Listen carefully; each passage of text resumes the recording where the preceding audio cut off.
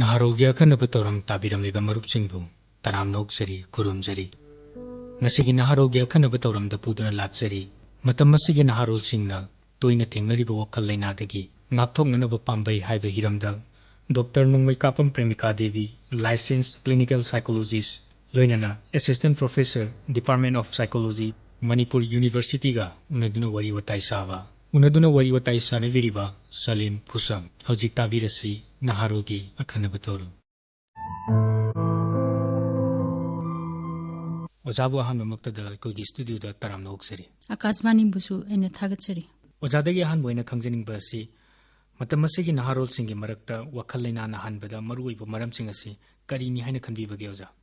Hujiki koina Naharolsingsida laiba wakhal-laina singsi maram akaknaba simanani haibadi koina haiba yaroi. Maram mayam ama punjalaga anamba oigalli sikhak oiraga sinai haibadi oigande aduga moise koina Naharol hairagadi moida ahongba kayam laiko physically hakchangi oiba ahongba khara adagi wakhalgi ahongba mayam ama society gi mi yengda ahongba khara moine adjust tawnaba hotnabada ahongba khara ahongba haibasibu lakpa matamda stress khara di leiko sinasu dum kopto pangamdragadi koina moine adjust tawbada khara waragadi machinasu dum wakhal-laina ohenba dum yai wakhal-laina maknatragasu moida awaba madum uhelle maruwina khoina jikse khoina kai kainu ehenge hairappa matamda oibe yaba khara hairagadi moise angang wiringeda piingeda moise imung manungda kerolikaida moina thengnabada yamna akiba tujungba pot thengna khragasu samna harabada traumatic oiba events kumba thengna khragasu tungda moigi wakhal-laina oirapagi chance amadum lei sugumbasu adagi khoina inkhalakpa matamda moise koigi moigi mamanaba moigi peer group singsiga loinaba matamda different kind of problems miyamam thengnei ko sidasu adum moida stress laaga sinasu moida koigi depression gi anxiety gi sigi signs sing adum lakpe yawi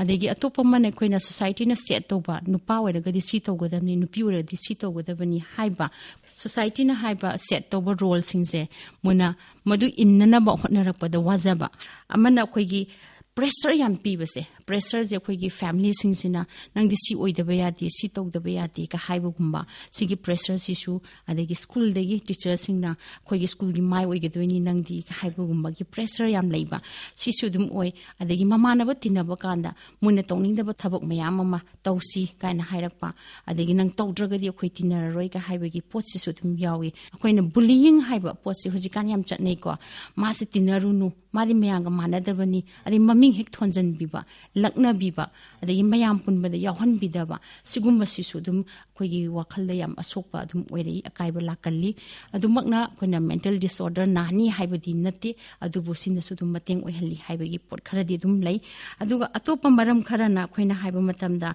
inkhalak pangang singda koina teenage pregnancy haiba ma leiko sigumba sisu koigi moina soidana angang werakpagi inkhalakpagi ngahaki ithilduna koina soiba khara tawrure haibadagi pregnant oithokra kanda masida kanada kari haiduino adagi lekai gi mamangda samas gi mamangda khunais na ibu kai khanduino ga hairaga angang si wakhal piksan graga mama mapana su hek support itok to bidaba kanda su mental disorders e wakhal gi lina se dum nagalli adagi amana khoi gi yam nganna luhungba angang oina koigi jahi se trampan sungkan sida koigi kunga phadringe mamangsa luhongbiraga mama mapa nganna oiba sina sumoida achoba burden ama oiraga mayamna pamnariba tawgadaba mayam singje koigi moigi tobom thoppa mathong mayam singje phajana pangthoppa ngamdadana naba su dum lei amana hojiki matamda koigi manipur dadi koigi nisa chabagi pochima seasonaba ko nisa seasonaba si koi khara toina dum wi nisa seasonaba sina seasonarambadagi koigi addict chugi basi duki mating masing yam laikhre hojiko sigi addiction je sina kai tawrake haiba matamda masa sohonbada natana mayamna mase tinaningdaba punningdaba adegi thokdo wa thoma thokpada ju hek yahaningdaba sugumagi posu leigre adi masana ju mai hana ngamjaramba thokdo myam ju phajana pangthokpa ngamaroi mana ngamamba kaya hujiki nisasna maram moiraga ngamgitaba sumai toraga magi confidence da kaida akaiba lapkodegi wakhal-laina narakpagi maram se dum oena thamjage Yam nungaijay Ozana matam asigi Naharolsinggi marakta wakhal-laina nahalaknabagi maruoiba tongan ba maramsing tambikre Oza makhatana ozadagi khangjaningbase social media na nahasingda matau karamna wakhal-laina gi safu pibage haibagi matangda oza khara thambi social media ji huzik season na ba dumloin season na re ko season na da ba su yadre adu inkhalai ba na ha sing sida di khara he na moina season na bra na khanjai ko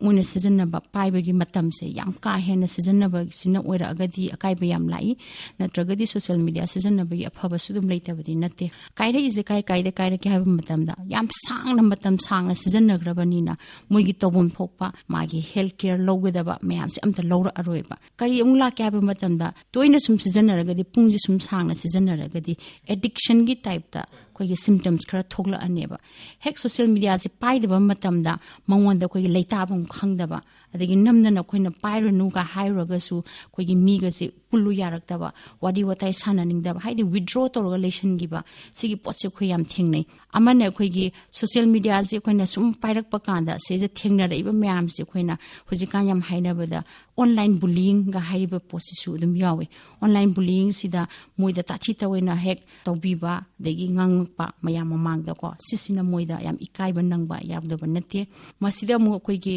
social media gi bullying sida natabida atopa mu mamana bising sina kogi yamna nuai ya phabogi mowong de hek photo khara thagalakpa matam da madugi mowong do aidi oidre ni gaina khallaga wakhal ga siam sondha ba hairi ba kogi reality din nataba social media da utnari ba identity mayam sing se masi se uraga moi masa se aidi sumaina oidre ai oiba mi sing di sumain tongnei ga hairaga ma se inferiority complex ka se yam lakpa gi posu lei adigi amana koina ngasai gi body image se ai haksangi size and shape ai sakse siga se khoi gi yam hen concern oishal lakpa gi pot lae social media da ulak pai sibo khoi gi filter haibam su leire ko app mham je sejanaraga si hapa ga namak pa kan di mi se loi phajare he yeng ba da figure ha jo khoi gi society ni akoina set to norms khara leiri beauty haiba si akoina fear oi ga da bani ngau ga da bani slim and trim oi ga da bani ga haiba gi set amal leiba se masi ji khoi gi chanana social media se thagalak toin ba filter se hapa ga mayam se khoi gi angang in khalak singnati madudu reality wena ushallaga maduga manana ba hotna rakpada wakhal sida moise yamna sonda hanba aise thire adegi noire hena kange haibegi posisu la akanda moida self esteem yam hurt tawi madu manana ba hotna bada tairoi de be kya teshalakpa charaga ji henjallakpa adegi kharana mo aise yang kange khalakanda henjanna pangsa sasan bagi pot lakpa sina maram mo koina eating disorder kharasu odum thokta banate koina eating disorder haraga anorexia nervosa gaina ga leiko anorexia nervosa si kay hano hai pamatam da chaninga ga su chadana ba hotna ba haitare aise noigrani gain pakhat pagi pot se sugumbasina angang sin se aduki matik chaba sida handaraga mayang se kangdarakpa weight loss aduki matik lakpa magi ngasai gi koigi suicidal tendency ga se lakpa su yawda banate bulimia se su dum yam toina thokal yam henjen na chasan magi khotpagi aduga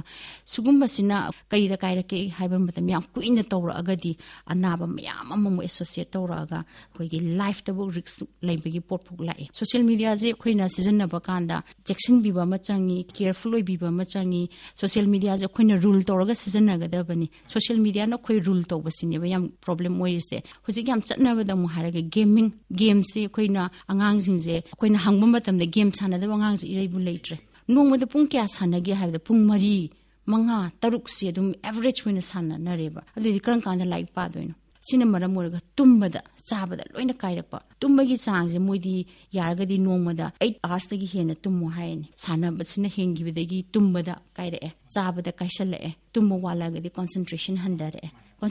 handara agadi lairikta dum soijalae lairikta soiraba concentration handara agadi school chatningaktre moigi attendance ka jam low erani dei somda oja singna som chaiba ngamba khar tawrani attendance low ere ma wangaktre concentration ngamaktre sugumba mayam sina mo aise manadra mane na wakhanje mu sonjanba pictionba and smai to na social media gi effects eduki matik leikhre koina yengnariba Korean series ka haji moina di nungaina ba mit ki kumai ni dana angang sina di mit ki kumai ni khangjada dana moina toriba khuding makse matok tamning ba gi pot amasu leiba ana sigi je matok tamba kanda aphabada di kya tamgande tambasu lei ko nisabung saga season na ba churup ama hek tha aga ga yam nanna ga tholok pa je hek pamjaba gi hek tamjaluba hek party ga tawraga moi thaktana langdana khotana tawbodu hek pamba aduna sigi je matok tamna ba hotnagale aduna substance abuse ki chances yam wange social media da aduki mati exposure je moi phange manipur gi leiba condition si da di huji ꯍꯧꯖꯤꯛ ꯂꯩꯔꯤꯕꯁꯤꯗ ꯑꯩꯈꯣꯏ ꯏꯔꯥꯡ ꯃꯌꯥꯝ ꯃꯔꯛꯁꯤꯗꯗꯤ ꯂꯥꯡꯐꯝ ꯑꯗꯩ ꯉꯥꯏꯍꯥꯛ ꯅꯨꯡꯉꯥꯏꯊꯣꯛꯐꯝ ꯔꯤꯀ꯭ꯔꯤꯌꯦꯁꯟꯒꯤ ꯃꯐꯝꯁꯦ ꯂꯩꯇ꯭ꯔꯦ ꯑꯗꯨꯗꯤ ꯂꯣꯟꯅ ꯂꯥꯡꯕ ꯂꯣꯟꯅ ꯇꯧꯕꯁꯤ ꯁꯨꯝ ꯇꯧꯔꯛꯄꯗꯒꯤꯗꯤ ꯃꯤ ꯈꯪꯍꯟꯗꯅ ꯂꯣꯟꯅ ꯇꯧꯕꯁꯤꯗꯕꯨ ꯐꯕ ꯑꯣꯏꯒꯟꯗꯦ ꯁꯤꯒꯨꯝꯕꯒꯤ ꯄꯣꯠꯁꯨ ꯊꯣꯛꯏ ꯀ꯭ꯔꯥꯏꯝꯁꯨ ꯌꯥꯝ ꯍꯦꯟꯀꯠꯂꯤ ꯁꯣꯁꯤꯌꯦꯜ ꯃꯤꯗꯤꯌꯥꯁꯤ ꯌꯥꯝ ꯁꯤꯖꯤꯟꯅꯔꯒꯗꯤ ꯀꯔꯤꯒꯤꯅꯣ ꯍꯥꯏꯕꯗ ꯃꯣꯏꯒꯤ ꯆꯍꯤ ꯂꯦꯡꯒꯥꯒ ꯆꯥꯟꯅꯗꯕ ꯑꯩꯈꯣꯏꯒꯤ ꯋꯥꯔꯤ ꯑꯗꯒꯤ ꯃꯣꯏꯅ ꯃꯌꯥꯝ ꯑꯃ ꯎꯠꯂꯤ ꯁꯣꯁꯤꯌꯦꯜ ꯃꯤꯗꯤꯌꯥꯁꯤꯗ ꯃꯁꯤ ꯎꯕ ꯃꯇꯝꯗ ꯑꯉꯥꯡꯁꯤꯡ ꯅꯍꯥꯔꯣꯜꯁꯤꯡꯁꯤꯅ ꯃꯁꯤ ꯂꯧꯁꯤꯟꯕ ꯀꯥꯟꯗ ꯑꯩꯈꯣꯏꯒꯤ ꯎꯠꯂꯤꯕ ꯄꯣꯠꯇꯨꯒꯤ ꯃꯤꯅꯤꯡꯗꯣ ꯅꯠꯇꯕ ꯃꯄꯥꯟ ꯊꯣꯡꯒꯤ ꯑꯣꯏꯕ ꯃꯤꯠꯀꯤ ꯀꯨꯝꯍꯩꯗꯨꯗꯪ ꯌꯦꯡꯕ ꯀꯥꯟꯗ ꯃꯤꯒ ꯐꯨꯕꯒꯁꯦ ꯃꯀꯣꯛꯇ ꯁꯨꯃꯥꯏꯅ ꯊꯣꯝꯕꯁꯦꯒ ꯍꯥꯏꯔꯒ ꯌꯥꯝꯅ ꯇ꯭ꯔꯥꯏ ꯇꯧꯅꯤꯡꯕꯒꯤ ꯄꯣꯠ ꯑꯃ ꯍꯦꯛ ꯂꯥꯛꯁꯜꯂꯛꯄ ꯑꯗꯒꯤ ꯃꯤ ꯑꯃ ꯑꯗꯒꯤ ꯁꯥꯎꯅꯔꯒꯗꯤ ꯀꯃꯥꯏꯅ ꯇꯧꯋꯤꯒ ꯍꯥꯏꯕꯁꯤ ꯁꯣꯁꯤꯌꯦꯜ ꯃꯤꯗꯤꯌꯥꯗꯒꯤ ꯑꯣꯏꯅ ꯃꯗꯨꯒꯤ ꯃꯦꯁꯦꯖꯇꯨꯗꯪ ꯂꯧꯍꯧꯕꯒꯨꯝꯕ ꯍꯣꯜ ꯁ꯭ꯇꯣꯔꯤꯗꯨꯒꯤ ꯃꯦꯁꯦꯖꯇꯨꯗꯤ ꯅꯠꯇꯕ ꯑꯗꯨꯅ ꯚꯥꯏꯂꯦꯟꯠ ꯑꯣꯏꯕ ꯕꯤꯍꯦꯚꯤꯌꯔꯁꯤꯁꯨ ꯃꯣꯏ ꯏꯃꯤꯇꯦꯠ ꯇꯧꯋꯤ ꯇꯝꯒꯜꯂꯤ ꯑꯗꯒꯤ ꯀ꯭ꯔꯥꯏꯝꯒꯤ ꯔꯦꯠꯁꯤꯁꯨ ꯁꯤꯗꯒꯤ ꯃꯣꯏꯅ ꯇꯝꯃꯒ ꯍꯦꯟꯀꯠꯄꯒꯤ ꯄꯣꯁꯤꯕꯤꯂꯤꯇꯤꯁꯨ ꯑꯗꯨꯝ ꯂꯩ ꯌꯥꯝ ꯅꯨꯡꯉꯥꯏꯖꯩ ꯑꯣꯖꯥ ꯁꯣꯁꯤꯌꯦꯜ ꯃꯤꯗꯤꯌꯥꯅ ꯅꯍꯥꯁꯤꯡꯗ ꯃꯇꯧ ꯀꯔꯝꯅ ꯋꯥꯈꯜ ꯂꯩꯅꯥꯒꯤ ꯁꯥꯐꯨ ꯑꯁꯤ ꯄꯤꯕꯒꯦ ꯍꯥꯏꯕꯒꯤ ꯃꯇꯥꯡꯗ ꯊꯝꯕꯤꯕ ꯑꯣꯖꯥ ꯃꯈꯥ ꯇꯥꯔꯛꯄ ꯑꯁꯤꯗꯤ ꯅꯍꯥ ꯑꯣꯏꯔꯤꯕ ꯃꯤꯑꯣꯏꯁꯤꯡꯗ ꯊꯣꯛꯂꯛꯄ ꯋꯥꯈꯜ ꯂꯩꯅꯥ ꯑꯁꯤꯗꯒꯤ ꯉꯥꯛꯊꯣꯛꯅꯅꯕ ꯄꯥꯝꯕꯩꯁꯤ ꯀꯔꯤꯅꯤ ꯍꯥꯏꯅ ꯈꯟꯕꯤꯕꯒꯦ ꯑꯣꯖꯥ ꯑꯩꯈꯣꯏꯅ ꯋꯥꯈꯜ ꯂꯩꯅꯥ ꯍꯥꯏꯕꯁꯤ ꯅꯥꯗ꯭ꯔꯤꯉꯩꯗ ꯑꯩꯈꯣꯏꯅ ꯀꯔꯤ ꯇꯧꯕ ꯌꯥꯒꯦ ꯍꯥꯏꯕꯗꯣ ꯑꯍꯥꯟꯕꯗ ꯑꯩꯈꯣꯏꯅ ꯋꯥꯈꯜ ꯂꯩꯅꯥꯁꯤ ꯍꯛꯆꯥꯡꯒꯤ ꯑꯅꯥꯕ ꯑꯃꯒ ꯋꯥꯈꯜ ꯂꯩꯅꯥ ꯑꯃꯒ ꯍꯦꯛ ꯍꯥꯏꯕ ꯃꯇꯝꯗ ꯍꯛꯆꯥꯡꯒꯤ ꯂꯩꯅꯥ ꯑꯁꯤꯗꯤ ꯃꯌꯥꯝꯅ ꯅꯥꯔꯦꯅꯦ ꯍꯥꯏꯔꯗꯤ ꯅꯨꯡꯁꯤꯕꯤ ꯃꯌꯥꯝꯁꯦ ꯆꯪꯗꯅ ꯋꯥꯔꯤ ꯁꯥꯕꯤꯗꯅ ꯃꯇꯦꯡ ꯄꯥꯡꯅꯗꯅ ꯇꯧꯅꯩ ꯋꯥꯈꯜ ꯂꯩꯅꯥ ꯑꯃ ꯍꯦꯛ ꯅꯥꯔꯦ ꯍꯥꯏꯔꯒꯗꯤ ꯃꯌꯥꯝꯁꯦ ꯄꯨꯟꯕ ꯌꯥꯗ꯭ꯔꯦꯒ ꯍꯥꯏꯕꯒꯤ ꯃꯣꯏꯒ ꯄꯨꯜꯂꯨꯔꯅꯨꯀꯣ ꯀꯩꯅꯣꯝ ꯇꯧꯔꯦ ꯍꯥꯏꯕꯅꯤ ꯃꯗꯨꯒꯤ ꯑꯉꯥꯡꯗꯨꯒ ꯍꯥꯏꯕꯒꯤ ꯄꯣꯠꯁꯦ ꯌꯥꯝ ꯍꯩꯒꯜꯂꯤ ꯑꯦꯋꯦꯔꯅꯦꯁꯁꯦ ꯌꯥꯝ ꯋꯥꯠꯂꯦ ꯋꯥꯈꯜ ꯂꯩꯅꯥ ꯍꯥꯏꯕ ꯁꯤꯒꯨꯝꯕꯁꯦ ꯑꯩꯈꯣꯏ ꯃꯤꯑꯣꯏ ꯑꯃꯗ ꯍꯦꯛꯇ ꯅꯥꯕ ꯌꯥꯏ ꯃꯁꯤ ꯑꯩꯈꯣꯏꯅ ꯀꯃꯥꯏꯅ ꯃꯌꯥꯝ ꯆꯪꯗꯅ ꯃꯥꯌꯣꯛꯅꯒꯗꯒꯦ ꯀꯔꯤ ꯁꯥꯏꯟꯗꯤ ꯀꯃꯥꯏꯅ ꯈꯪꯒꯅꯤ ꯋꯥꯈꯜ ꯂꯩꯅꯥ ꯍꯧꯔꯛꯏ ꯍꯥꯏꯕꯁꯤꯒꯤ ꯁꯥꯏꯟꯁꯦ ꯀꯩ ꯑꯣꯏꯒꯅꯤ ꯈꯪꯃꯤꯟꯅꯕ ꯃꯥꯁꯦ ꯅꯍꯥꯟꯉꯩꯒ ꯃꯥꯟꯅꯗ꯭ꯔꯦꯅꯦ ꯇꯨꯃꯤꯟ ꯌꯥꯝ ꯂꯩꯒꯜꯂꯤ ꯃꯤ ꯄꯨꯟꯈꯤꯗ꯭ꯔꯦ ꯁ꯭ꯀꯨꯜ ꯀꯥꯈꯤꯗ꯭ꯔꯦ ꯌꯥꯝ ꯃꯁꯛꯁꯦ ꯌꯦꯡꯕ ꯃꯇꯝꯗ ꯃꯀꯥ ꯏꯂꯥꯝ ꯂꯥꯝꯗꯦ ꯀ ꯍꯥꯏꯕꯒꯨꯝꯕ ꯇꯨꯝꯕ ꯆꯥꯕ ꯌꯥꯔꯛꯇ꯭ꯔꯦ ꯀ ꯍꯥꯏꯕꯒꯨꯝꯕꯁꯦ ꯈꯪꯃꯤꯟꯅꯕ ꯑꯃ ꯆꯪꯉꯤ ꯁꯤꯒꯤ ꯁꯥꯏꯟꯁꯤꯡꯁꯦ ꯂꯩꯔꯒꯗꯤ ꯃꯥꯒꯤꯁꯦ ꯋꯥꯈꯜ ꯂꯩꯅꯥ ꯑꯣꯏꯔꯝꯕ ꯌꯥꯏ ꯑꯣꯏꯔꯝꯗꯕꯁꯨ ꯌꯥꯏ ꯀꯔꯤꯅꯣ ꯍꯥꯏꯕꯗꯣ ꯋꯥꯔꯤ ꯁꯥꯗꯣꯛꯄꯤꯕ ꯑꯃ ꯆꯪꯉꯤ ꯁꯤꯒꯤ ꯑꯦꯋꯦꯔꯅꯦꯁꯁꯤꯃ ꯌꯥꯝ ꯆꯥꯎꯅ ꯋꯥꯠꯂꯦꯅ ꯈꯜꯂꯤꯀꯣ ꯑꯗꯨꯅ ꯑꯦꯋꯦꯔꯅꯦꯁꯁꯤꯃ ꯂꯩꯔꯒꯗꯤ ꯈꯪꯉꯒꯗꯤ ꯃꯤꯁꯤꯡꯁꯦ ꯁꯤꯒꯨꯝꯕ ꯑꯃ ꯇꯧꯔꯦ ꯍꯥꯏꯔꯗꯤ ꯑꯩꯈꯣই ꯋꯥꯔꯤ ꯁꯥꯕꯤꯕ ꯌꯥꯔꯦ ꯃꯔꯤ ꯂꯩꯕ ꯃꯤꯁꯤꯡꯗ ꯑꯩꯈꯣꯏꯅ ꯄꯨꯔꯒ ꯌꯦꯡꯊꯣꯛꯄꯤꯕ ꯁꯤ ꯑꯗꯨꯝ ꯗꯔꯀꯥꯔ ꯑꯣꯏꯀꯣ ꯁ꯭ꯀꯨꯜ ꯑꯦꯟ ꯀꯣꯂꯦꯖꯦꯁ ꯃꯌꯥꯝꯁꯤꯡꯁꯤꯒꯤꯁꯨ ꯑꯩꯈꯣꯏꯒꯤ ꯌꯥꯝ ꯏꯝꯄꯣꯔꯇꯦꯟ ꯑꯣꯏꯕ ꯊꯧꯗꯥꯡ ꯌꯥꯝꯅ ꯂꯩ ꯃꯔꯨꯑꯣꯏꯅ ꯍꯥꯏꯔꯕꯗ ꯑꯩꯈꯣꯏꯅ ꯃꯣꯏꯅ ꯇꯧꯕ ꯌꯥꯕ ꯈꯇꯪ ꯑꯩ ꯄꯟꯖꯔꯒꯦ ꯌꯥꯝꯅꯗꯤ ꯂꯩꯈ꯭ꯔꯦꯀꯣ ꯑꯗꯣ ꯁ꯭ꯀꯨꯜꯁꯤꯗ ꯑꯩꯈꯣꯏꯅ ꯃꯦꯟꯇꯦꯜ ꯍꯦꯜꯊꯀꯤ ꯋꯥꯈꯜ ꯂꯩꯅꯥ ꯑꯣꯔ ꯉꯁꯥꯏꯒꯤ ꯃꯦꯟꯇꯦꯜ ꯍꯦꯜꯊ ꯍꯥꯏꯔꯦꯀꯣ ꯁꯤꯒꯤ ꯃꯇꯥꯡꯁꯤꯗ ꯑꯩꯈꯣꯏꯅ ꯌꯥꯝ ꯈꯪꯍꯟꯕꯤꯕ ꯑꯉꯥꯡꯁꯤꯡꯁꯤꯗ ꯋꯥꯔꯤ ꯁꯥꯕꯤꯕ ꯑꯦꯋꯦꯌꯔ ꯑꯣꯏꯍꯟꯕ ꯁꯤꯁꯦ ꯑꯩꯈꯣꯏꯅ ꯀꯃꯥꯏꯅ ꯑꯦꯋꯦꯌꯔ ꯑꯣꯏꯍꯟꯒꯗꯒꯦ ꯍꯥꯏꯔꯒꯗꯤ ꯑꯩꯈꯣꯏꯅ ꯅꯣꯡ ꯐꯥꯗꯣꯛꯁꯨ ꯑꯩꯈꯣꯏꯅ ꯑꯦꯁꯦꯝꯕ꯭ꯂꯤꯁꯤꯗ ꯖꯁ ꯃꯤꯅꯤꯠ 5-10ꯗꯪ ꯑꯣꯏꯔꯁꯨ ꯃꯦꯟꯇꯦꯜ ꯍꯦꯜꯊꯀꯤ ꯃꯇꯥꯡꯗꯒ ꯍꯦꯛ ꯍꯥꯏꯕꯤꯕ ꯁꯤ ꯗꯔꯀꯥꯔ ꯑꯣꯏ ꯑꯗꯒꯤ ꯅꯠꯇ꯭ꯔꯒꯁꯨ ꯑꯩꯈꯣꯏꯅ ꯁ꯭ꯀꯨꯜꯁꯤꯡꯁꯤꯗ ꯑꯣꯔ ꯀꯣꯂꯦꯖꯁꯤꯡꯁꯤꯗ ꯑꯩꯈꯣꯏ ꯑꯉꯥꯡꯁꯤꯅ ꯃꯥꯒꯤ ꯄ꯭ꯔꯣꯕ꯭ꯂꯦꯝ ꯂꯩꯕ ꯃꯇꯝꯗ ꯋꯥꯈꯜꯒꯤ ꯑꯣꯏꯕ ꯑꯋꯥꯕ ꯑꯃ ꯑꯣꯔ ꯅꯠꯇ꯭ꯔꯒ ꯂꯩꯅꯥꯃꯛ ꯅꯠꯇ꯭ꯔꯁꯨꯀꯣ ꯅꯨꯡꯉꯥꯏꯇꯕ ꯑꯃ ꯂꯩꯕ ꯃꯇꯝꯗ ꯋꯥꯔꯤ ꯁꯥꯗꯣꯛꯐꯝꯁꯦ ꯃꯃꯥ ꯃꯄꯥꯗꯁꯨ ꯁꯥꯐꯝ ꯈꯪꯗꯀꯣ ꯑꯣꯖꯥꯗ ꯍꯦꯛ ꯆꯠꯂꯨꯔꯒꯁꯨ ꯍꯦꯛ ꯅꯨꯡꯉꯥꯏꯇꯕ ꯃꯇꯝꯁꯤꯗꯗꯤ ꯃꯣꯏꯅ ꯁꯤꯛ ꯇꯧꯔꯛꯄ ꯃꯇꯝꯗ ꯑꯩꯈꯣꯏꯒꯤ ꯁꯔꯚꯤꯁꯦꯁ ꯈꯔ ꯊꯝꯕꯤꯔꯒꯗꯤ ꯁ꯭ꯀꯨꯜ ꯀꯣꯂꯦꯖꯁꯤꯡꯁꯦ ꯂꯥꯏꯛ ꯁ꯭ꯀꯨꯜ ꯀꯥꯎꯟꯁꯤꯂꯔꯒꯨꯝꯕ ꯀꯣ ꯀꯣꯂꯦꯖꯇꯁꯨ ꯑꯩꯈꯣꯏꯅ ꯀꯥꯎꯟꯁꯤꯂꯔꯒꯨꯝꯕ ꯑꯁꯤꯒꯨꯝꯕ ꯑꯃ ꯊꯝꯕꯤꯔꯒꯗꯤ ꯃꯣꯏꯅ ꯈꯨꯗꯛꯀꯤ ꯑꯣꯏꯕ ꯑꯩꯈꯣꯏꯅ ꯋꯥꯔꯤꯁꯦ ꯁꯥꯟꯅꯅꯤꯡꯕ ꯀꯥꯟꯗ ꯍꯣꯁꯄꯤꯇꯥꯜ ꯑꯃꯗ ꯆꯠꯂꯨꯗ꯭ꯔꯒꯁꯨ ꯀꯣ ꯑꯣꯔ ꯑꯃꯗ ꯑꯃꯨꯛ ꯇꯥꯟꯅꯔꯨꯗ꯭ꯔꯒꯁꯨ ꯑꯗꯨꯒꯤ ꯏꯖꯤꯂꯤ ꯑꯦꯁꯦꯁꯤꯕꯜ ꯑꯣꯏꯍꯜꯂꯒꯗꯤꯀꯣ ꯑꯩꯈꯣꯏꯅ ꯁ꯭ꯀꯨꯜꯗ ꯑꯩꯈꯣꯏꯅ ꯁ꯭ꯀꯨꯜ ꯀꯥꯎꯟꯁꯤꯂꯔꯒꯨꯝꯕ ꯊꯝꯕꯤꯕ ꯑꯗꯨꯒ ꯊꯝꯕꯤꯕ ꯃꯇꯝꯗ ꯂꯥꯏꯁꯦꯟꯁ ꯑꯣꯏꯕ ꯀ꯭ꯂꯤꯅꯤꯀꯦꯜ ꯁꯥꯏꯀꯣꯂꯣꯖꯤꯁꯁꯦ ꯌꯥꯝ ꯄꯥꯝꯅꯩ ꯑꯗꯣ ꯃꯁꯤꯅꯁꯨ ꯍꯦꯟꯅ ꯑꯃꯨꯛ ꯀꯥꯟꯅꯩꯅ ꯈꯜꯂꯦ ꯍꯦꯟꯅ ꯑꯦꯛꯁꯄꯤꯔꯤꯌꯦꯟꯁ ꯂꯩꯔꯛꯄ ꯁꯤꯒꯨꯝꯕ ꯑꯃ ꯊꯝꯕꯤꯔꯒꯗꯤ ꯁ꯭ꯇꯨꯗꯦꯟꯁꯤꯡꯁꯦ ꯁꯥꯇ꯭ꯔꯁꯤꯡꯁꯦ ꯑꯩꯈꯣꯏꯅ ꯃꯣꯏꯒꯤ ꯑꯋꯥꯕ ꯑꯃ ꯂꯥꯛꯄ ꯃꯇꯝꯗ ꯈꯨꯗꯛꯇ ꯆꯠꯂꯒ ꯋꯥꯔꯤ ꯁꯥꯗꯣꯛꯄ ꯐꯪꯍꯟꯕꯤꯕ ꯃꯁꯤ ꯃꯌꯥꯝ ꯀꯥꯟꯅꯒꯅꯤꯅ ꯈꯜꯂꯤ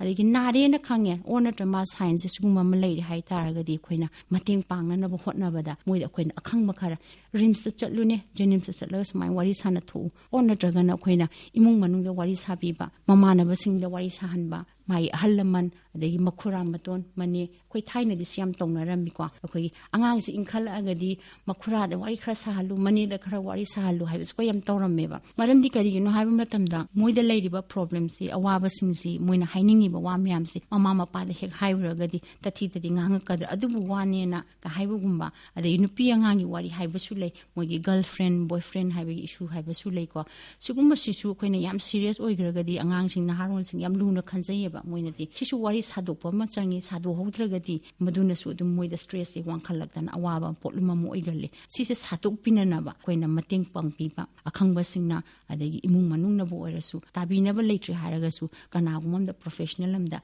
wari sahaluba masisu dum yam kanai masagi oiba magi health care yam lowa ma mathautai health care haibadi ns is the health is both physical and mental animak se darkar oi healthy diet yam darkar oi angang sing se ko balance diet chaba darkar oi koin hainagra social media gi pochina maram moiraga moisi yam phamjal laga sum leibase physical activity kai miautre masaji leng khotre aduna haksang sida su dum solakpa gi pochu lei exercise to bus yam kanai exercise to bo matam da koi wakhal da kai kana gi haba matam da chemical khara koi good feeling chemicals khara koina endorphins kana ga haiba yauri sigi good feeling chemicals myam sing se release to hai exercise to bo matam da exercise yam watlaga di sigi chemical ga se koi release to ngam da na wakhal ga se nuai ta ba ga yam oigal leba disorder weina sum hairaga su term khara lei seasonal affective disorder haina amalai si kari no have the winter da dang na ba depression ga hai phet mana ba symptom di oi ba adubu sunlight se later kan hita na ba summer yor kan hita phaba leina phok lei haibadi koina sunlight ta thokpa khotpa si kana ba exercise to gi kana ba se koi wakhal adu ki matik leikhre no exercise ma koi phajana to bi ba emotional oiba koi gi problem se koi mi khuding gi leigane ba koina feelings makhal leiba do maina emotions makhal leibani na emotions se khara mana nungai ba haraute amagi emotions lei adigi nungai ta ba awaba haiba emotions lei ko ado sisu loi thengnara kadoboni na awaba emotions sing se thengnaba kanda karmaina mayuk na ga haise koi tambi ba ma thauta koina yumda kaida oragadi koi gi mama mpa oi basing se koi role model oina oigadabani role model haibadi ai songning ba kanda ai kamaina tawge ai kamain control tawi adu natragana ai je sauba matamda ai je yam laubra fuganba chaiganba oibra natragana ai je songning kanda ai saging haktang indhana ba kari tawjage ka habje moi observe tawe sigi je koina moida tawhanning ba mong se koina tawbiba si yam kanai because angang sin je koina ngangwidi kya taningde koina tawba mong sidi moi yam observe tawe tamba yam kalle awoba potse na koina uhan bi ba yam changi mobile pai haning de koina mobile ya kaiba miyam hum leiren haire ko akoina di mobile pairaga abungo abema mobile pai kanu na hek chaibududi mo inningoyebo ko punna mobile se pairosi hairaga thaminaraga yanabam gi matungina paimina daba admain to role model wena chatpase ko yam darkar oi ai asawba se kamain control tawni ai wakhal nuai trakanda ai kamain tawni haibagi potsima mamana bi koigi mamana ba school da loina ba lekai da loina ba mayam singse karam haina loina ga dagi haise khoi tambi ba machangi gari gino haibada hujik se mayam se mobile da sum pairaga leikhrabani na mi amaga mai onjanaraga wari sana bagi skills yam handanare sigi skill ji handana basna kai toro ke habda magi manung da leiba magi khanjari ba magi wakhal khara mana phongdok chaga da base hainarak ba si phongtok pa ngamdraga di damjallaga phumjallaga leiraga di awaba oi sugumba si su khoi tambi ba darkar oi imana bise kamai loina ga dage adai hallam mandana ai karamba mong da loina gani bebhar utkani haiba su yam changni ai isagi goiba ai healthy routine ma thamba ma darkar yam oi kai gino haibda koina wakhal leina haibase naba matamda aise aigi wakhal sakti je yam sondar pa matamda problem ma mangda thopa matamda ai haita solve to ngamde ba mayok no ba ngamde ba adu ai hana dagi train to gi taragadi madu khara makhai ngamgane ba adu haina problem am ta leroi khodi problem noi solve to ngamani haibadi na chade adu bu khara makhai ngamgane ba hana dagi train to poi taragadi sigi se khoina imung dagi tambi ba or panda koi gi karule kaina su dum tambi ba yai ko angang sing kokshin khochal laga sugumba sisu darkar oi mai oiba akoigi relationship se mama mapa oirasu close oiba relationship thamba darkar yam oi sigi close relationship thambas na kai kanar ke haiba matamda manga si kari guma man nuaitre or yam nuai ba bu oirasu phatlauna haidokpa phongtokpa ngamane ba masi phongtok hobasina ahallamaduna taragadi matang chana matam chana precaution lahoba or natragana haibiba tambiba si darkar oi amana khoina problem se thoe school da oiro yum da oiro karigumba mangwanda nungai taba khara leirena haiba matam da khoina phatlaun adudi si tongni haijan bidaba moida tambiba nang kaidoragadi phagadaba mange nangi problem da combine solve to gada gena masana khalan baje siam changi mana asai magi leijari ba magi wakhal si freely phongtok pangam baje si yam haina hanba ma changi adurigadi khoina tungda tholakada khudong thiba kya su khoidum ngakthok pangam gadra na khalik si mayam sing si malaira degi physical health yam darkar oi physical health sima khoina section dragadi changa wakhal ga se khoi punna chatmine haksang ji nuwar traba sola aba adurigadi ai kari gumba wakhalamta thokti ai haining singninga roi pawada waraga leirani ai ki tobam thopa ithong mayam ama tawroi tawdraga ju amuk nungai roi doini ko khoi naharol singsida hairaga college ki assignment school ki assignment mayam tawba ngama roi ngamaktraga di amuk chatninga roi college attend tawninga roi school attend tawninga roi ko sisina maram oiraga khoi gi ahenba stress amuk yokchalakpa sugumba se legan banena khoina haksang sisu yamna care lobiba yaraga na ai emotions mayam se express tawba tamba mi se ai mai pa sisu or ngasagi angang sigi or miyoi sigi mama mapa oiriba singje thabak yam chingidana moise matam kai thupa ngamdre na hairaseba angang oriba miyoi duna ngasagi nahaduna masana kamaina maje mentally healthy oigadagi haibse mana si enhance tawjaba tare tamjaba tare aidi kai tawragadi nuai ka haibugumba magi interest and hobby mayam singse masi develop tawbam changi aduga aidi wara kanda si tawragadi nuai gaina ga haijaba khara khantok charaga coping skills mayam ma develop tawjaba ma changi ko aduga stage de khoina prevention sita khwaidagi mungaru oire ise khangbu khanghauraba mental illness haiba or wakhal-laina haiba potse loina bak treatment to ya ba ngaktani haiba sima khoi khangam biba ma changi na thamjagi yam nungai je oja tongan ba wakhal-laina kaya ama dagi ngakthoknaba pambei kaya ama ojana thambiba oja makha tarakpa sidi mama mapa obiriba sing oja sing amasung furuk ki lusingba singna naha singba wakhal-laina dagi ngakthoknaba oja matau karamna mating pangba yagadagi habagi matangda thambi oja mama mapa oiba singsina khoigi inkhalaiba naharol singsida moina problem ama face tawba matamda or conflict ama thengnariba mayam singsiga orasu imung manungda bosu ani amaga ko conflict ama thokpa matamda masi kamana resolve tawgadagi haibasi khoina moida hangba aduga moina hairakpadugi matungina guidance pibiba yam darkar oi ngahalitena khoina imungda wari ama sanabada khoina ngammi haidana ko khoina power struggle hai ko kanana ngamge yengna si haiba himuongda mare yam toina tongna basisu masisu yam akaiba le yarim khidi masi tawbidaba aduga amana ama tanaba phaminaraga nomagi kari tawkhrage kari nungai taba punna wari sanaminaba khoina quality time hai ko suspend tawminaba yam darkar oi adu oja singna su khoigi mama mapa oriba role siga am hawaina tum punna dum lominari bani ko moina su khoigi school sida angang singje kana kamai torike hana da leramba angang sigi mawong batausiga hujik mangonda kari ahongwa laige ka haibasi khoi khangdokpi ba yam darkar oi ana oja masa maksu aduna mental health ki wakhal laina singsigi maramda yam phajana khangba machangi moina khangi badu amuk sumi apply to wangam hanba mayam changi oja singsina angang singda ahongbam lai haragadi kari gi no haibasi attention pibiba wari sabiba class ta nong phadoksu wakhal laina gi maramda wari dum sabiba emotional well-being se khoina hengkatna na kari to bu yage ka haibasi oja singna dum sabiba yam darkar oi brang khali ko community leaders sing sidiki hairaga na khoi gi lekai gi club kumba si yam kanai na khali moina achoba thodang ma lobu yabra na khali ko natru su karu lekai gi leiba halaman singsina angang singje wari saba matam wakhal-laina sigi importance se or natraga na khoi gi mental well-being emotional well-being sigi kanaba or masigi importance yam wari sabibam changi community level khoina samna haijarabada khoigi sports taga khoigi yakshangi sports yam tawiko sis yam kanabra na khali sports activities to hanba si yam kanai imung manung da su adegi school da su community level da su yari mekhin naharol singse punna thabak tongminaba mi mating pangba haibase koi tambiba myam changi masana initiative loroga volunteer toba any activities amada masina moida khoigi moyi ward se hena khanghalle sigi ward se khangbu matamdadi masana wakhal je dum nungai rapagi pot la eba si mayam se khoi tawbiba adegi yaragati khoina club da su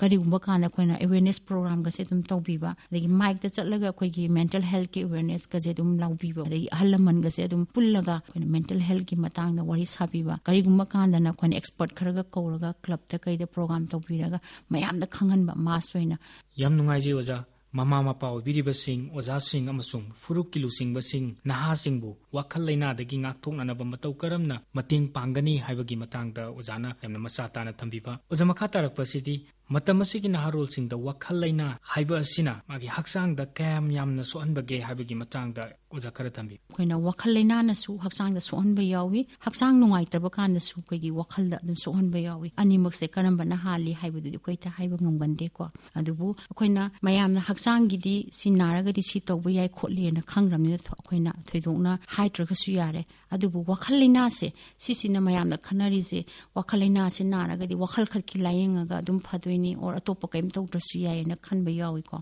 ꯇꯁꯦꯡꯕꯗꯤ ꯋꯥꯈꯜ ꯂꯩꯅꯥꯁꯦ ꯑꯩꯈꯣꯏ ꯀꯨꯏꯅ ꯁꯨꯝ ꯂꯥꯌꯦꯡꯗꯅ ꯊꯝꯃꯒꯗꯤ ꯑꯩꯈꯣꯏꯅ chronic illness ꯃꯌꯥꯝ ꯑꯃ ꯂꯥꯛꯄ ꯌꯥꯏꯀꯣ ꯑꯗꯒꯤ ꯑꯩꯈꯣꯏꯅ ꯍꯦꯛ ꯌꯥꯝꯅ ꯀꯃꯟ ꯑꯣꯏꯅ ꯈꯪꯅꯕꯗ ꯍꯥꯏꯇꯥꯔꯗꯤ ꯋꯥꯈꯜ ꯂꯩꯅꯥꯁꯦ ꯀꯨꯏꯅ ꯁꯨꯝ ꯑꯩꯈꯣꯏꯅ ꯂꯥꯌꯦꯡꯗꯅ ꯊꯝꯖꯟ ꯇꯥꯔꯒꯗꯤ ꯍꯥꯔꯠ ꯗꯤꯖꯤꯁ ꯂꯥꯛꯄ ꯌꯥꯎꯏꯀꯣ ꯑꯩꯈꯣꯏꯅ ꯁ꯭ꯇ꯭ꯔꯣꯛꯀ ꯍꯦꯛ ꯊꯣꯛꯏꯕ ꯃꯌꯥꯝ ꯇꯣꯏꯅꯒ ꯇꯥꯟꯅꯕ ꯃꯌꯥꯝꯁꯤꯡꯁꯦ ꯗꯥꯏꯕꯦꯇꯤꯁꯇ ꯏꯝꯄꯦꯛ ꯂꯥꯛꯏꯀꯣ ꯃꯦꯃꯣꯔꯤ ꯏꯁꯨꯁ ꯂꯥꯛꯁꯜꯂꯛꯄ ꯌꯥꯎꯏ ꯍꯛꯆꯥꯡꯁꯦ ꯑꯩꯈꯣꯏꯅ ꯗꯤꯄ꯭ꯔꯦꯁꯟꯒ ꯍꯥꯏꯔꯒ ꯌꯥꯝ ꯀꯃꯟ ꯑꯣꯏꯕ ꯗꯤꯁꯑꯣꯔꯗꯔꯗ ꯗꯤꯄ꯭ꯔꯦꯁꯟꯁꯦ ꯅꯥꯕ ꯃꯇꯝꯗ ꯑꯩꯈꯣꯏ ꯀꯣꯛ ꯌꯥꯝ ꯆꯤꯛꯏ ꯑꯗꯒꯤ ꯇꯨꯝꯕ ꯌꯥꯗꯦ ꯑꯗꯒꯤ ꯆꯥꯕꯗ ꯄ꯭ꯔꯣꯕ꯭ꯂꯦꯝ ꯂꯥꯛꯄ ꯌꯥꯎꯏ ꯑꯗꯒꯤ ꯇꯨꯝꯕ ꯌꯥꯗꯕꯗ ꯅꯠꯇꯅ ꯍꯦꯟꯖꯟꯅ ꯇꯨꯝꯖꯟꯕ ꯃꯤꯁꯨ ꯌꯥꯎꯔꯛꯏꯅꯤ ꯍꯛꯆꯥꯡꯁꯦ ꯆꯤꯛꯄ ꯅꯥꯕ ꯌꯥꯝ ꯇꯧꯔꯛꯀꯗꯣꯏꯅꯤ ꯗꯥꯏꯖꯦꯁꯟꯗ ꯄ꯭ꯔꯣꯕ꯭ꯂꯦꯝ ꯂꯥꯛꯏ ꯑꯗꯒꯤ ꯄꯨꯛꯁꯤꯗ ꯑꯩꯈꯣꯏꯒꯤ ꯅꯨꯡꯉꯥꯏꯇꯕꯁꯦ ꯑꯗꯨꯝ ꯌꯥꯝ ꯇꯣꯏꯅ ꯐꯥꯎꯒꯜꯂꯤ ꯑꯗꯩ ꯑꯦꯡꯖꯥꯏꯇꯤ ꯍꯥꯏꯔꯦ ꯑꯦꯡꯖꯥꯏꯇꯤ ꯑꯅ ꯍꯥꯏꯔꯤꯕ ꯋꯥꯈꯜ ꯂꯩꯅꯥꯁꯦ ꯑꯩꯈꯣꯏꯅ ꯂꯩꯕ ꯃꯇꯝꯗ ꯃꯤꯁꯤꯗ ꯑꯩꯈꯣꯏꯒꯤ ꯂꯥꯡꯇꯛꯅꯔꯒ ꯁꯨꯝ ꯂꯩꯕꯗꯒꯤ ꯑꯩꯈꯣꯏꯒꯤ ꯉꯁꯥꯏꯒꯤ ꯍꯥꯔꯠꯀꯤ ꯏꯁꯨꯁꯦ ꯃꯣꯏꯗ ꯌꯥꯝ ꯇꯣꯏꯅ ꯊꯣꯛꯀꯜꯂꯤ ꯑꯅꯥꯕꯁꯤ ꯑꯩꯈꯣꯏꯒꯤ ꯍꯛꯆꯥꯡꯁꯦ ꯌꯥꯝꯅ ꯔꯦꯁꯂꯦꯁ ꯑꯣꯏꯔꯒ ꯅꯤꯛꯇꯅ ꯈꯣꯠꯇꯅ ꯁꯨꯝ ꯂꯩꯕꯒꯤ ꯄꯣꯠ ꯑꯗꯨꯝ ꯂꯥꯛꯏ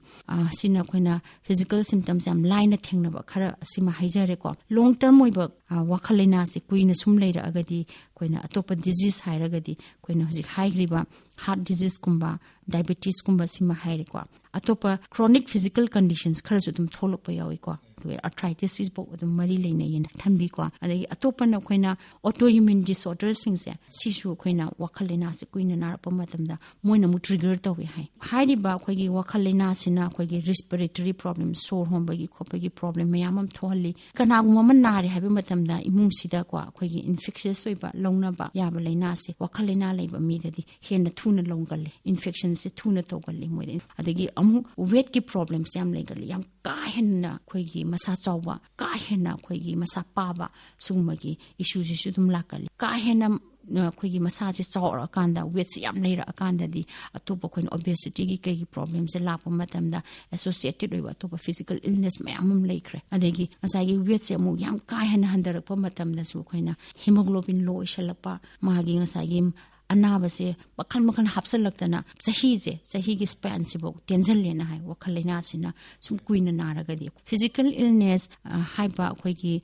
ꯃꯌꯥꯝꯁꯤꯗ ꯑꯩꯈꯣꯏꯅ ꯂꯧꯔꯤꯕ ꯀꯦꯌꯔꯁꯦ ꯃꯁꯤ ꯑꯩꯈꯣꯏꯅ ꯃꯦꯟꯇꯦꯜ ꯏꯜꯅꯦꯁꯇꯁꯨ ꯂꯧꯗ꯭ꯔꯒꯗꯤ ꯑꯩꯈꯣꯏꯒꯤ ꯄꯨꯟꯁꯤꯁꯤꯐꯥꯎꯗ ꯇꯦꯟꯁꯤꯜꯂꯦ ꯃꯣꯏꯅ ꯍꯥꯏꯕꯗ 10 to 20 ꯌꯔꯁꯁꯤꯐꯥꯎ ꯇꯦꯟꯁꯤꯟꯕ ꯌꯥꯏ ꯍꯥꯏ ꯑꯩꯈꯣꯏꯅ ꯂꯥꯌꯦꯡꯍꯧꯗ꯭ꯔꯒꯗꯤ ꯑꯗꯨꯛꯀꯤ ꯃꯇꯤꯛ ꯃꯔꯤ ꯂꯩꯅꯕ꯭ꯔꯥꯅ ꯈꯟꯖꯩ ꯊꯥꯒꯠꯆꯔꯤ ꯑꯣꯖꯥ ꯇꯣꯉꯥꯟ ꯇꯣꯉꯥꯟꯕ ꯅꯥꯍꯜꯂꯛꯄ ꯌꯥꯕ ꯂꯩꯅꯥ ꯀꯌꯥ ꯑꯃ ꯑꯣꯖꯥꯅꯁꯨ ꯍꯥꯏꯕꯤꯈ꯭ꯔꯦ ꯑꯣꯖꯥ ꯂꯣꯏꯁꯤꯜꯂꯛꯄ ꯑꯁꯤꯗꯤ ꯑꯣꯖꯥ ꯂꯩꯔꯤꯕ ꯅꯍꯥꯔꯣꯜꯁꯤꯡ ꯑꯁꯤꯗ ꯋꯥꯈꯜ ꯂꯩꯅꯥ ꯅꯥꯔꯛꯇꯅꯕꯒꯤ ꯑꯣꯖꯥꯅ ꯄꯤꯕꯤꯅꯤꯡꯕ ꯄꯥꯎꯖꯦꯜ ꯈꯔ ꯊꯝꯕꯤꯌꯨ ꯑꯣꯖꯥ ꯋꯥꯈꯜ ꯂꯩꯅꯥꯁꯤ ꯉꯥꯛꯊꯣꯛꯅꯕ ꯍꯣꯠꯅꯕꯗ ꯅꯍꯥꯔꯣꯜꯗ ꯅꯠꯇꯅ ꯃꯤꯑꯣꯏ ꯈꯨꯗꯤꯡꯅ ꯌꯥꯒꯗꯕ ꯊꯧꯗꯥꯡ ꯍꯥꯏꯔꯒꯗꯤ ꯋꯥꯈꯜ ꯂꯩꯅꯥ ꯑꯁꯤ ꯑꯩꯈꯣꯏꯅ ꯂꯥꯌꯦꯡꯉꯒ ꯐꯍꯟꯕ ꯌꯥꯕ ꯂꯩꯅꯥꯅꯤ ꯃꯁꯤꯗ ꯍꯟꯊꯅ ꯌꯦꯡꯕꯤꯕꯁꯤ ꯇꯧꯕꯤꯗꯅ ꯈꯨꯟꯅꯥꯏꯗ ꯑꯍꯣꯡꯕ ꯑꯃ ꯄꯣꯔꯛꯄꯗ ꯁꯔꯨꯛ ꯌꯥꯃꯤꯟꯅꯁꯤ ꯍꯥꯏꯅ ꯊꯝꯖꯒꯦ ꯊꯥꯒꯠꯆꯔꯤ ꯑꯣꯖꯥ ꯑꯣꯖꯥꯅ ꯑꯣꯖꯥꯒꯤ ꯆꯤꯜꯂꯕ ꯃꯇꯝꯕꯨ ꯀꯥꯏꯊꯣꯛꯄꯤꯔꯒ ꯑꯩꯈꯣꯏꯒꯤ ꯁ꯭ꯇꯨꯗꯤꯑꯣꯗ ꯂꯦꯡꯊꯣꯛꯄꯤꯔꯛꯇꯨꯅ ꯃꯇꯝ ꯑꯁꯤꯒꯤ ꯅꯍꯥꯔꯣꯜꯁꯤꯡꯅ ꯇꯠꯇꯅ ꯊꯦꯡꯅꯔꯤꯕ ꯋꯥꯈꯜ ꯂꯩꯅꯥ ꯁꯤ ꯃꯇꯧ ꯀꯔꯝꯅ ꯐꯍꯟꯒꯗꯒꯦ ꯍꯥꯏꯕꯗꯨꯒꯤ ꯃꯇꯥꯡꯗ ꯋꯥꯔꯤ ꯋꯥꯇꯥꯏ ꯁꯥꯟꯅꯕꯒꯤ ꯇꯥꯟꯖꯥ ꯄꯤꯕꯤꯕ ꯑꯣꯖꯥꯕꯨ ꯍꯥꯏꯅꯤꯡꯉꯥꯏ ꯂꯩꯇꯅ ꯊꯥꯒꯠꯆꯔꯤ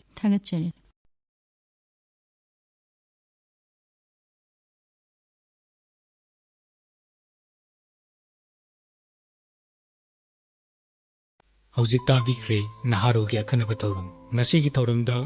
ꯃꯇꯝ ꯑꯁꯤꯒꯤ ꯅꯍꯥꯔꯣꯜꯁꯤꯡꯅ ꯇꯠꯇꯅ ꯊꯦꯡꯅꯔꯤꯕ ꯋꯥꯈꯜ ꯂꯩꯅꯥꯗꯒꯤ ꯉꯥꯛꯊꯣꯛꯅꯅꯕ ꯄꯥꯝꯕꯩ ꯍꯥꯏꯕꯒꯤ ꯍꯤꯔꯝꯗ doctor Nongmeikapam Premika Devi licence clinical psychologist ꯂꯣꯏꯅꯅ ꯑꯦꯁꯤꯁꯇꯦꯟꯠ ꯄ꯭ꯔꯣꯐꯦꯁꯔ